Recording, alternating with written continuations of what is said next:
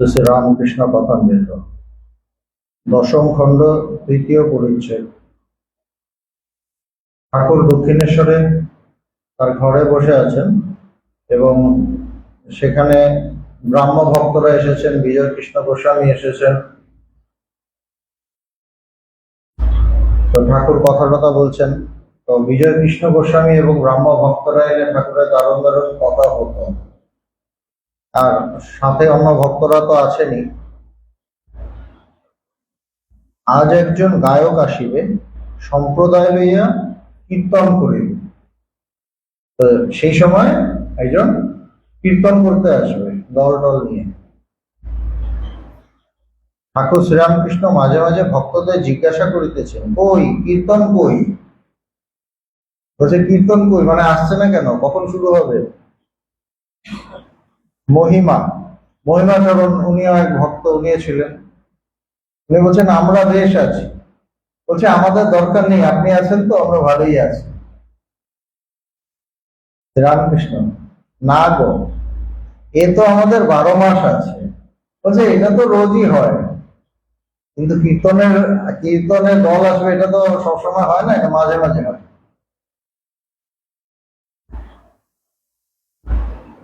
নেপথ্যে একজন বলিতেছেন কীর্তন এসেছে, কীর্তন এসেছে। তখন চলে এসছে আর কি দলটা। শ্রীরামকৃষ্ণ আনন্দে পূর্ণ হইয়া কেবল বললেন, হ্যাঁ এসেছে। ঘরে দক্ষিণ পূর্ব বারান্দায়, লম্বা বারান্দায় মাদুর পাতা হইল। শ্রীরামকৃষ্ণ বলিতেছেন তো বারান্দায় হবে, ওখানে মাদুর টাদুর পাতা হয়েছে। শ্রীরামকৃষ্ণ বলিতেছেন গঙ্গা জল একটু দে, যত বিষয়ীরা পা দিচ্ছে। বলছে প্রচুর বিষয়ী আসছে, একটা গঙ্গা জল সেটা আগে। এইটা হলো কথা। বিষয়ীদের কষ্ট হয়, সহ্য করতে নিতে কষ্ট হয়। হয়তো ঠাকুর তাদের বলবেন না, কিন্তু বিষয়ীরা এলে যারা আধ্যাত্মিক পুরুষ তাদের কষ্ট হয়, অসুবিধা হয়। গঙ্গা জল একটু দে, যত বিষয়ীরা পা দিচ্ছে। বালি নিবাসী প্যারীবাবুর পরিবারেরা ও মেয়েরা কালী মন্দির দর্শন করিতে আসিয়াছে। কীর্তন হইবার উদ্যোগ দেখিয়া তাহাদের শুনিবার ইচ্ছা হইল। তো বালি থেকে একজন এসছে, প্যারীবাবু, কোন ভদ্রলোক, তার ফ্যামিলি সব এসছে আর কি। মাকে দেখতে এসেছে, মানে দক্ষিণেশ্বরের মাকে দর্শন করতে এসেছে। তো শুনেছে কীর্তন হবে, তারাও শুনতে চায়। একজন ঠাকুরকে আসিয়া বলিতেছে, তারা জিজ্ঞাসা করছে ঘরে কি জায়গা হবে, তারা কি বসতে পারে, মানে ঘরে কি জায়গা আছে। ঠাকুর কীর্তন শুনিতে মানে যখন কীর্তন শুরু হয়ে গেছে, কেউ এসে হয়তো ঠাকুরকে জিজ্ঞেস করছে। ঠাকুর কীর্তন শুনিতে বলিতেছে না না, অর্থাৎ ঘরে জায়গা কোথায়, বলছে এখানে জায়গা হবে না, মানে বিষয় লোক আর কি। ঠাকুরের কীর্তন খুব ভালো হচ্ছে। এমন সময় নারায়ণ আসিয়া উপস্থিত হইলেন ও ঠাকুরকে প্রণাম করিলেন। নারায়ণ আরেকজন ভক্ত, কম বয়সী, তিনি এসেছেন, এসে ঠাকুরকে প্রণাম করেছেন। ঠাকুর বলিতেছেন তুই কেন এসেছিস, অত মেরেছে তোর বাড়ির লোক। মানে নারায়ণ যে ঠাকুরের কাছে আসে তার জন্য তার বাড়ি থেকে তাকে বাধা দেয়, শুধু বাধা না, তাকে মেরেওছে, এরকম। বলছে তুই কেন এসেছিস, ঠাকুরের কষ্ট হয়েছে যে তার কাছে আসার জন্য মার খেতে হচ্ছে, তো তোর বাড়ির লোক এরকম মেরেছে, তুই কেন এসেছিস। নারায়ণ ঠাকুরের ঘরের দিকে যাইতেছেন দেখিয়া ঠাকুর বাবুরামকে ইঙ্গিত করিলেন, ওকে খেতে দিস। ও সঙ্গে সঙ্গে কীর্তনে বসেনি, ঠাকুরের ঘরের দিকে যাচ্ছে। তো বাবুরাম ছিলেন, মানে স্বামী প্রেমানন্দজি, তাকে বলছেন যে ওকে কিছু খেতে দে। নারায়ণ ঘরের মধ্যে গেলেন, হঠাৎ ঠাকুর উঠিয়া ঘরে প্রবেশ করিলেন। নারায়ণকে নিজের হাতে খাওয়াইবেন, খাওয়াইবার পর আবার কীর্তনের স্থানে আসিয়া বসিলেন। দেখুন, যিনি ঠাকুরই কিন্তু কীর্তন এসছে বলে বারবার জিজ্ঞেস করছেন, কীর্তন ভীষণভাবে শুনতে চাইছেন, কিন্তু যে ভক্ত এসেছে একজনকে পাঠালেন আরেক ভক্তকে যে তুই একটু খাওয়া টাওয়া দে, তাও তার ভেতরে স্যাটিসফাই হয়নি। এবার উঠে চলে গেছেন, অত তার প্রিয় কীর্তন ওই জায়গাটা ওটা কিন্তু হচ্ছে, কিন্তু উঠে চলে গেছেন নারায়ণকে নিজের হাতে খাওয়াবেন। মা যেরকম হয়, মাদের কি হয়, সন্তানের জন্য সে নিজের কাজ ছেড়ে চলে যায়, কাজ ছেড়ে তাকে খেতে দিয়ে আসে, তাকে খাইয়ে তারপর আসে, তারপর আবার নিজের কাজটা করে। ঠিক একই ক্যারেক্টার। নিজেই কিন্তু বলছিলেন কীর্তন এসছে, কখন আসবে কখন, মানে এরকম করছিলেন। কীর্তন এসছে শুনছেন, কিন্তু যেই নারায়ণ এসেছে, বাবুরামের উপর আর ভরসা করেননি যে কিভাবে দেবে, ঠিক মতো দেবে কিনা, হয়তো বললো যে দেয় ওখানে আছে নিয়ে খেয়ে নে। কেন, ঠাকুরের যে তার প্রতি ভালোবাসা ওইটা তো বাবুরামের মতো থাকবে না ওই মুহূর্তে। সেই জন্য না, ওকে বসিয়ে ঠাকুর নিজেই খাওয়াবেন, উনি উঠে চলে গেছেন। এই হলো ক্যারেক্টার। এই এই চরিত্রগুলো ভগবানেরই হয়, মানে যিনি ভগবান আসেন, প্রেম স্বরূপ ভগবান তারই হয়। অনেক ভক্তরা আসিয়াছেন, শ্রীযুক্ত বিজয় গোস্বামী, মহিমাচরণ, নারায়ণ, অধর, মাস্টার, ছোট গোপাল ইত্যাদি। রাখাল বলরাম তখন শ্রী বৃন্দাবন ধামে আছে। তো অনেক ভক্তরা এসেছেন। রাখাল মানে স্বামী ব্রহ্মানন্দ এবং বলরাম বসু তার আরো দুই ভক্ত, তারা বৃন্দাবনে গেছেন। বেলা ৩-৪টা বাজিয়েছে। ঠাকুর শ্রীরামকৃষ্ণ বারান্দায় কীর্তন শুনিতেছেন। কাছে নারায়ণ আসিয়া বসিলেন, অন্যান্য ভক্তেরা চতুর্দিকে বসিয়া আছেন। ঠাকুর শুনছেন তখনও। এমন সময় অধর আসিয়া উপস্থিত হইলেন। অধর আরেক ভক্ত। অধরকে দেখিয়া ঠাকুর যেন শশক ব্যস্ত হইলেন, মানে এসো এসো এসো, হ্যাঁ বসো, জায়গা ঠিক আছে কিনা, মানে এরকম আর কি। অধর প্রণাম করিয়া আসন গ্রহণ করিলে ঠাকুর তাহাকে আরো কাছে বসিতে ইঙ্গিত করিলেন, যে না তুমি কাছে এসে বসো, অত দূরে না। কীর্তনিয়া কীর্তন সমাপ্ত করিলেন, আসর ভঙ্গ হইল। এই যে কীর্তন হলো, সাধারণত আমরা আগেও যেটা পড়েছি, যখন কীর্তন হতো ঠাকুর ওখানে নাচতেন, সবাইকে নিয়ে ভক্তদের নিয়ে নাচতেন। কিন্তু আজকে এই এই যে আমরা পাঠ করলাম, এখানে নাচের কথা আর পাওয়া গেল না, যে ঠাকুর নেচেছেন। কীর্তন সমাপ্ত হয়ে গেল, আসর ভঙ্গ হইল। উদ্যান মধ্যে ভক্তরা এদিক ওদিক বেড়াইতেছে। কেহ কেহ মা কালীর ও রাধাকান্তের মন্দিরে আরতি দর্শন করিতে গেলেন। তারপর সন্ধ্যায় হয়তো বা বিকেলে আরতি হবে, সেটা দর্শন করতে গেছে কয়েকজন। সন্ধ্যার পর ঠাকুরের ঘরে আবার ভক্তরা আসিলেন। এবার সন্ধ্যের সময়, কারণ তো কোনো, ঠাকুরই সবার সাবজেক্ট। মাকে দেখতে গেছে, মাকে দেখেওছে, কিন্তু আবার সেই ঠাকুরের কাছে। তিনি তো আর একা থাকতে পারেন না, ভক্তাধীন ভগবান, মানে ভক্তাধীন ভগবান যেরকম বলেন, তো তার কাছে ভক্তরা আবার ঠিক চলেই আসে। ঠাকুরের ঘরের মধ্যে আবার কীর্তন হইবার উদ্যোগ হইতেছে, আবার কীর্তন হবে। একবার তো হয়েছে, আবার আরেকবার হবে। ঠাকুরের খুব উৎসাহ, বলিতেছেন যে এদিকে একটা বাতি দাও। ডবল বাতি জ্বালিয়ে দেওয়াতে খুব আলো হইল, মানে প্রচুর বাতি হয়ে গেছে। ঠাকুর বিজয়কে বলিতেছেন, তুমি অমন জায়গায় বসলে কেন, এদিকে সরে এসো। এবার সংকীর্তনে খুব মাতামাতি হইল।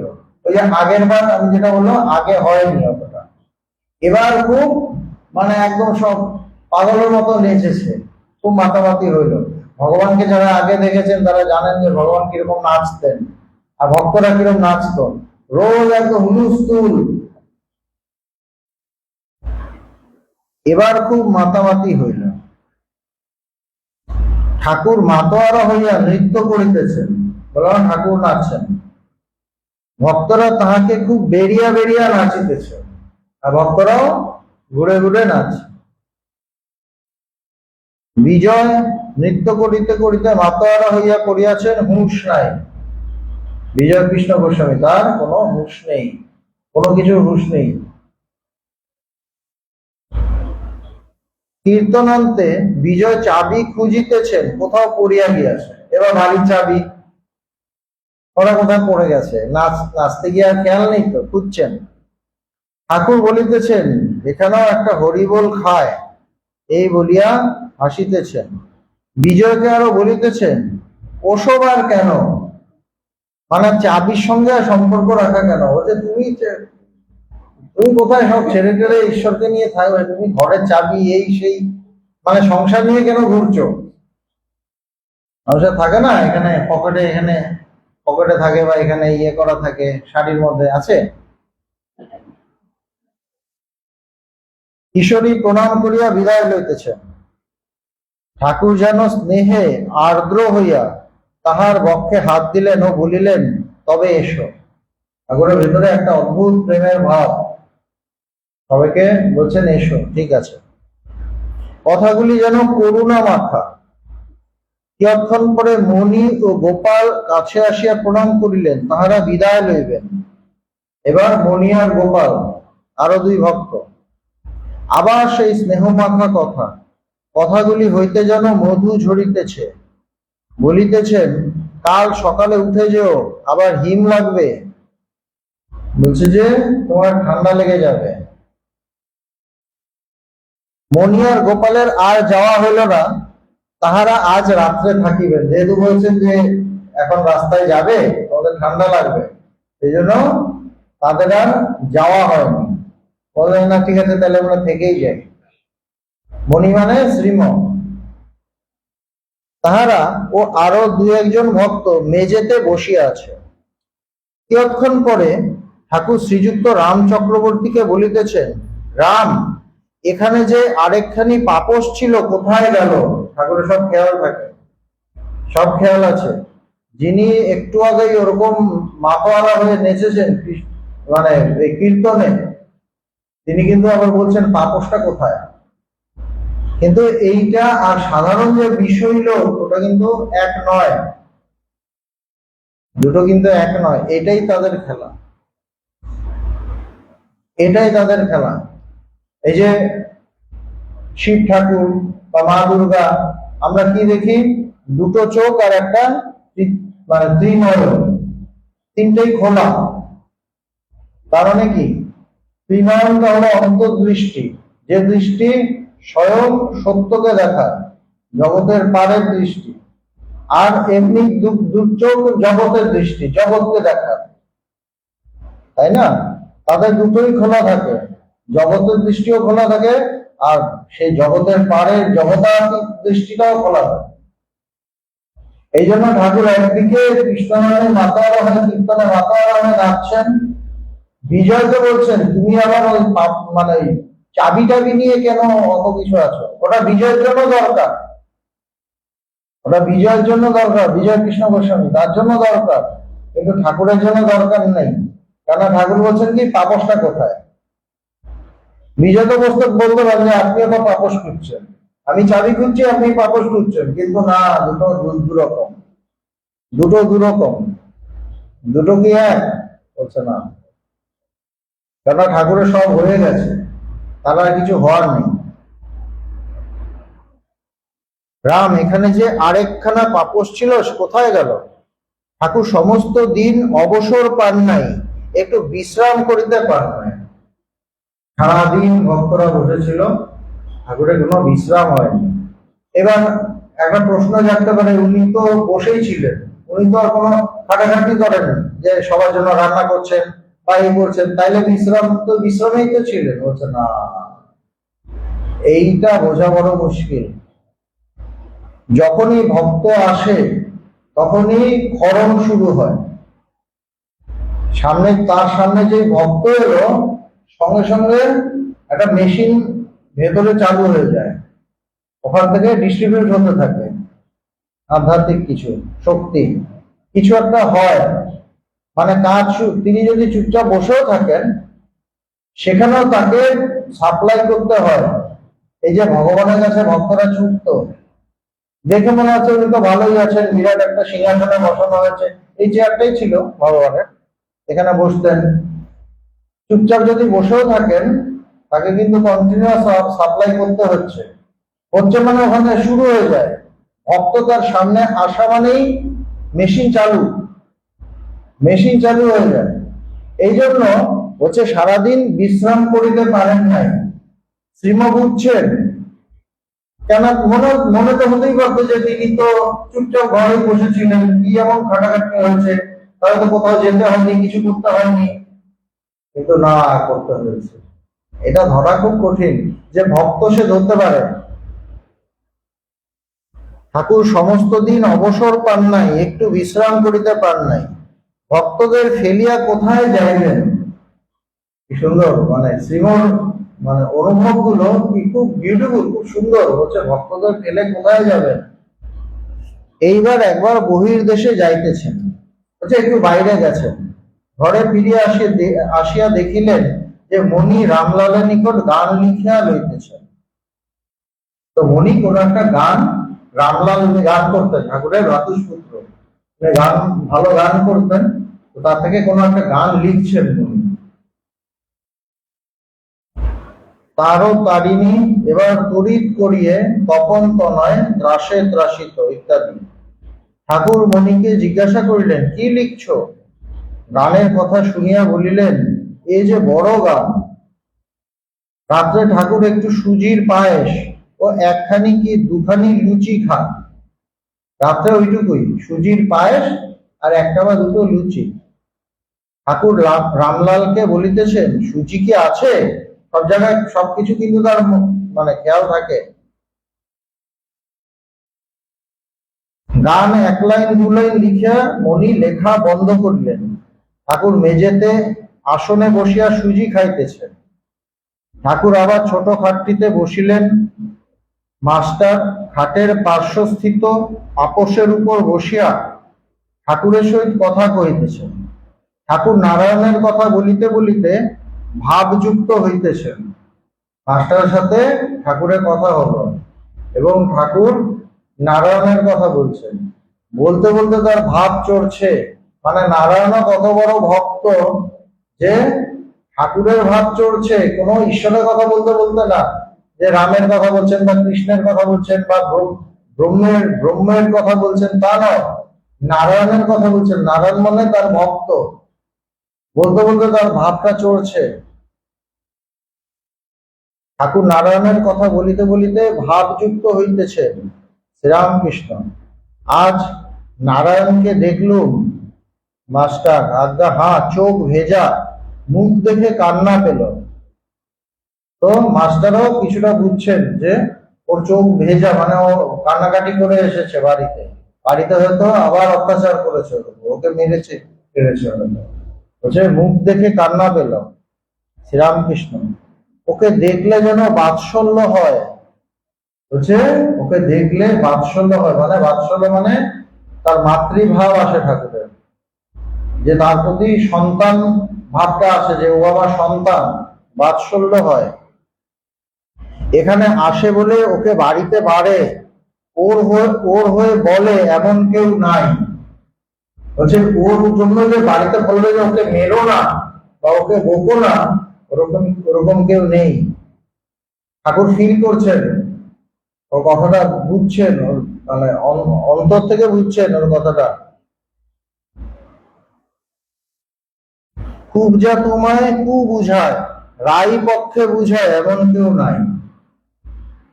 মানে পূজা মানে রাধার ওই যে ননদ হবে বা শাশুড়ি হবে, এরা তো এগেনস্টে ছিল। রাধা যে কৃষ্ণের কাছে যেতেন সেটা তো ওরা পছন্দ করতো না। ওরা নানাভাবে তার অন্য লোককে, তার হাজবেন্ডকে উল্টোপাল্টা বোঝাতো। তো বলছে যে পূজা তোমায় কু বুঝায়, রাই পক্ষে বুঝায় এমন কেউ নাই। তো রাইয়ের হয়ে বা রাধার হয়ে বাড়িতে কেউ বলতো না। মাস্টার সহাস্যে, হরিপদ বাড়িতে বই রেখে পলায়ন। ওরকম কিছু একটা করেছিল কারো বাড়িতে, হরিপদ বলে কেউ একজন ছিল, তার বাড়িতে বই টই রেখে হয়তো হয়তো বলেছিল পড়তে যাব, পড়ে পালিয়ে ঠাকুরের কাছে হয়তো চলে এসেছিল। কোনোদিন। তো মাস্টার ওটা বলছেন, শ্রীরামকৃষ্ণ ওটা ভালো করে নাই, বলছে যে না এটা ঠিক করেনি এইভাবে পালিয়ে এসে। ঠাকুর চুপ করিয়াছেন, কিয়ৎক্ষণ পরে কথা কইতেছেন, চুপচাপ কিছুক্ষণ চুপচাপ আবার কথা বলছেন। দেখো ওর খুব সত্তা। আবার সেই নারায়ণের কথাই বলছেন, ভক্ত তো ঠাকুরের মনটা সেদিন ওর উপর পড়েছে। ভগবানকে দেখতাম না যে ভগবান কারোর উপর মনটা পড়লে সারাদিন তার কথা বলতেন, ও এই করেছে, ও এই করেছে, ও মানে সারাক্ষণ ওর কথাই বলে যাচ্ছেন। অন্যরা একটু ডিস্টার্ব হচ্ছে যে আমার কথা একটু বলে না, ওর কথাই বলছে। হ্যাঁ, কিন্তু ভগবান বলেই যাচ্ছেন। তো ঠাকুরও বলছেন, কি বলছেন, দেখো ওর খুব সত্তা, মানে ওর খুব ভালো, মানে ভালো ঘরে, বড় উঁচু ঘর, ঘর মানে ফিজিক্যাল ঘর না, মানে আধ্যাত্মিক ভাবে সে খুব উঁচু জায়গায় আছে। ও খুব, ওর খুব সত্তা। তা না হলে কীর্তন শুনতে শুনতে আমায় টানে। এই যে বললাম, কীর্তন শুনতে শুনতে আমায় টানে। ঠাকুর তো পুরো কীর্তনের মধ্যে ছিলেন, ওখান থেকে উঠে চলে গেলেন, ওখান থেকে উঠে চলে গেলেন ওকে খাওয়াবেন বলে, বা বলছেন যে আমি যাইনি, আমাকে টেনেছে। মানে এত ভক্ত সে, ঠাকুর থাকতে পারেননি। এই জন্য বলছে ভক্তাধীন ভগবান। যে ঠিক ঠিক ভক্ত সে আকর্ষণ করে ভগবানকে তার দিকে, যে ঠিক ভক্ত, এটা তার পরীক্ষা, ভগবান তার হয়ে যান। এই যে আমরা বলি না আমার হচ্ছে না বা এই সেই, কেন হচ্ছে না? আমি আকর্ষণ করতে পারছি না। কেন করতে পারছি না? আমার মনটা বিষয় রসে ভেজা আছে, এই জন্য পুড়ছে না, এই জন্য আগুনটা জ্বলছে না। বিষয় রসে ভেজা আছে, এই জন্য আগুন জ্বলছে না, টানতে পারছি না।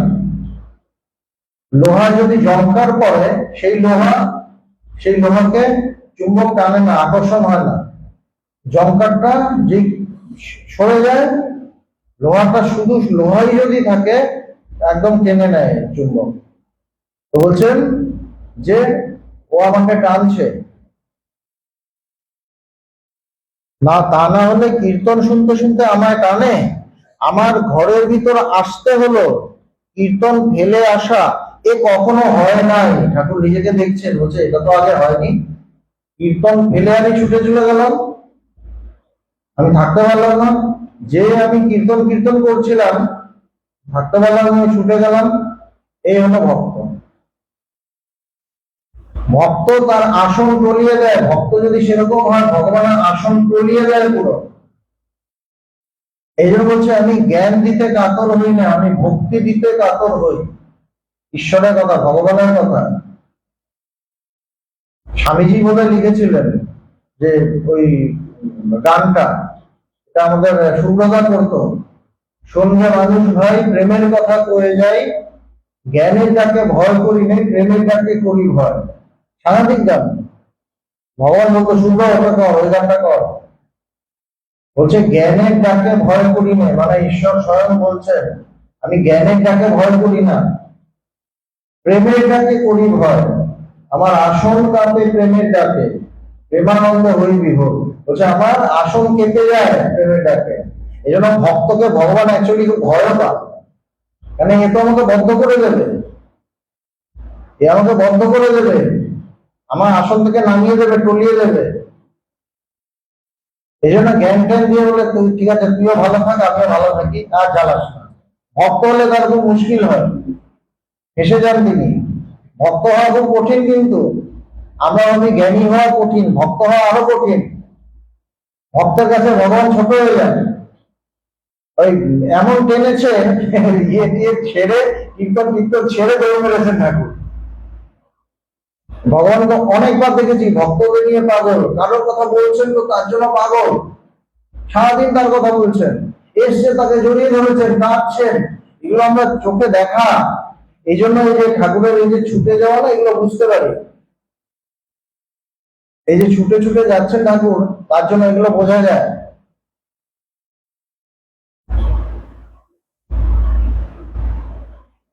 এই জন্য বলছেন, দেখো ওর খুব সত্তা, তা না হলে কীর্তন শুনতে শুনতে আমায় টানে, আমার ঘরের ভিতর আসতে হলো, কীর্তন ফেলে আসা এ কখনো হয় নাই, যেটা হয়নি, আমি কীর্তন ফেলে কখনো যাই না। ঠাকুর চুপ করিলেন, কিয়ৎক্ষণ পরে আবার কথা কইতেছেন। রামকৃষ্ণ, ওকে ভাবে জিজ্ঞাসা করেছিল, তা এক কথায় বললে, আমি আনন্দে আছি। ঠাকুরের ভাব হয়েছিল তাকে দেখে, ও বলছে তুই কেমন আছিস, বলছে আমি আনন্দে আছি। অত মারছে ওকে বাড়িতে, অত মারছে, ভক্ত কেন? ও কিন্তু কোনো কমপ্লেন করেনি, ঠাকুরকে এসে বলেনি যে আমাকে ঘরে খুব মারছে, অন্যকে খবর দিয়েছে, ও কিন্তু বলেনি। এবং বলছে কেমন আছিস তুই, ঠাকুর তো জানেন যে ওর ঘরে মারছে, কষ্ট হচ্ছে, ঠাকুরের কাছে আসতে দিচ্ছে না, মারছে, তার কষ্ট হচ্ছে, এবং ঠাকুরও কষ্ট পাচ্ছে। ঠাকুর বলছেন তুই কেমন আছিস, বলছে আমি আনন্দে আছি। এটা হলো ভক্ত। আমরা কি করি, একটু সামান্য টান থেকে চুল খসলে ভগবানকে বলা শুরু করি, এই হচ্ছে, ওই হচ্ছে, ওই হচ্ছে, মানে তুমি বাঁচাও এগুলো থেকে, তুমি এগুলো থেকে আমাকে, আমার যেন এগুলো না হয়, আমরা তো এগুলো বলি। আর নারায়ণ কি করছে, একটা কথা বলেনি, মুখ দিয়ে একটা কথা বলেনি, বলছে কেমন আছিস, খুব ভালো আছি। এই হলো ভক্ত। সুতরাং ভক্ত হওয়া অত সোজা নয়। আমরা প্রথমে জ্ঞানী হতে চাই, জ্ঞানের কথাটা শুনি খুব, মানে এমন ভাব দেখায় আমি খুব বিচার করছি, এই করছি। ভক্ত হওয়া আরো কঠিন, সোজা নয়।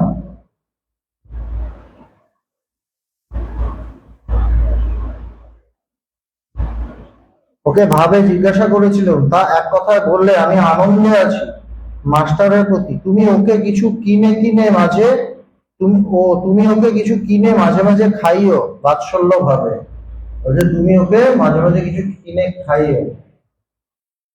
ঠাকুর ঠাকুর ওকে বলছেন। ঠাকুর শ্রীরামকৃষ্ণ তেজচন্দ্রের কথা কইতেছেন শ্রীরামকৃষ্ণ মাস্টারের প্রতি, একবার ওকে জিজ্ঞাসা করে দেখো, একবারে আমায় ও কি বলে, জ্ঞানী কি কি বলে। কোন আরেকজন ভক্ত তেজচন্দ্র নামে, বলছে ওকে জিজ্ঞেস করো যে ও আমাকে কি বোঝে বা আমার সম্পর্কে কি বলে, বলছে ও খুব জ্ঞানী। শুনলাম তেজচন্দ্র নাকি বড় কথা কয় না, বলছে ও খুব একটা কথা বলে না, চুপচাপ থাকে। গোপালের প্রতি, দেখ তেজচন্দ্রকে শনি মঙ্গলবার আসতে বলিস। মেঝেতে আসনের উপর ঠাকুর উপবিষ্ট, সুজি খাইতেছেন, পার্শ্বে একটি পীরসুজের উপর প্রদীপ জ্বলিতেছে, ঠাকুরের কাছে মাস্টার বসিয়া আছেন। ঠাকুর বলিতেছেন, কিছু মিষ্টি কি আছে? মাস্টার নূতন গুড়ের সন্দেশ আনিয়াছিলেন, রামলালকে বলিলেন, সন্দেশ তাকের উপর আছে, এগুলো মিষ্টি খাওয়ার ইচ্ছে হয়েছে। তো মাস্টার মিষ্টি এনেছিলেন, তো মাস্টার বললেন যে তাকের উপর রেখেছে। শ্রীরামকৃষ্ণ, কই আনো না, মানে খাওয়ার ইচ্ছে হয়েছে। মাস্টার ব্যস্ত হইয়া তাক খুঁজিতে গেলেন, দেখিলেন সন্দেশ নাই, বোধহয় ভক্তদের সেবায় খরচ হয়েছে, মানে শেষ হয়ে গেছে। অপ্রস্তুত হইয়া ঠাকুরের কাছে ফিরিয়া আসিয়া বলিলেন, ঠাকুর কথা বলিতেছে। শ্রীরামকৃষ্ণ, আচ্ছা একবার তোমার স্কুলে গিয়ে দেখি যদি। নারায়ণ বোধহয় মাস্টারের স্কুলেই বোধহয় পড়তেন, বলছে তোমার স্কুলে একবার যাবো ওকে দেখার জন্য। কি না, স্কুলে চলে যাবেন বলছেন।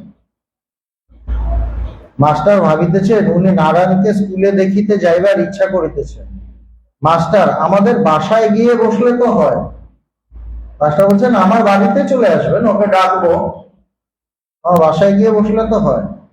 রামকৃষ্ণ, না, একটা ভাব আছে, কি জানো, আর কেউ ছোকরা আছে কিনা একবার দেখতুম, মানে আরো তো ভালো দেখলে বুঝবেন তো, যে কাউকে ঠাকুর তো দেখলে চিনতে পারতেন, বুঝতে পারতেন যে ওর ভেতরে ভাব কেমন। বলছে আর কেউ ভালো কেউ আছে কিনা, শুধু নারায়ণ না, আরো দেখবো আর কি। কেন মাস্টার মশাই অনেককে নিয়ে এসেছিলেন, এরকম অনেক ইয়ং ছেলেকে, তাকে বলতো ছেলে ধরা মাস্টার, অনেকে আনতেন। তো ঠাকুর জানতেন, তো ভাবতেন যে আমি একদিন যাই, গিয়ে দেখি। মাস্টার, আপনি অবশ্য যাবেন, অন্য লোক দেখতে যায় সেরূপ আপনিও যাবেন। ঠাকুর আহার আনতে ছোট খাটটিতে গিয়া বসিলেন। একটি ভক্ত তামাক সাজিয়া দিলেন। ঠাকুর তামাক খাইতেছেন।